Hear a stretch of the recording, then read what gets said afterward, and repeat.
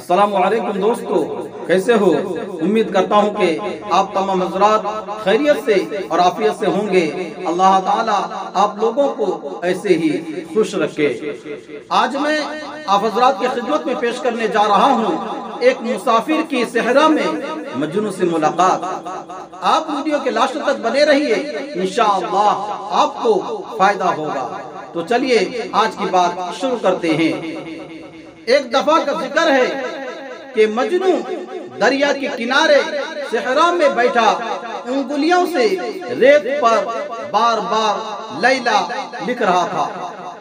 ایک صحرا کے مسافر نے یہ تماشا دیکھ کر دریافت کیا، ارے مجنوں، یہ کیا کام کر رہے ہو؟ یہ خط کس کے لیے لکھ رہے ہو؟ مجنوں نے کہا کہ لیلا کی جدائی کا غم جب ستاتا ہے تو اس کا نام بار بار لکھنا شروع کر دیتا ہوں، اور اس محبوب کے نام کی مشق کر کے جدائی کے صدمے سے دو چار دل کو تسلی دیتا ہوں۔ اس واقعہ سے مولانا روم رحمت اللہ علیہ نصیحت فرماتے ہیں کہ اے لوگو، لیلا کا عشق مجازی تو یہ اثر رکھا تو مولا کا عشق حقیقی کے لیلا کے عشق سے کم ہو سکتا ہے؟ مولا کے لیے گیند بن جانا زیادہ بہتر ہے۔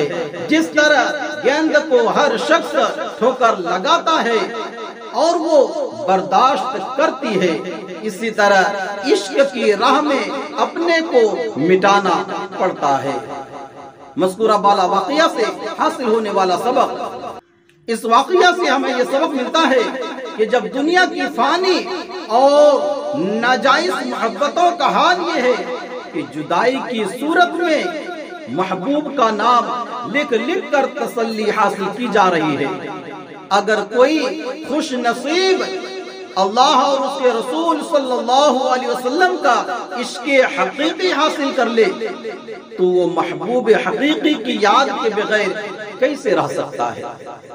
یہ بات خوب ذہن نشین رہے، یہ بات خوب ذہن نشین رہے کہ دنیا کی فانی محبت آدمی کا سکھ چین اور سکون، کہ دنیا کی فانی محبت آدمی کا سکھ چین اور سکون برباد کر کے رکھ دیتی ہے، اور آخرت کے عذاب کا الگ اندیشہ ہے۔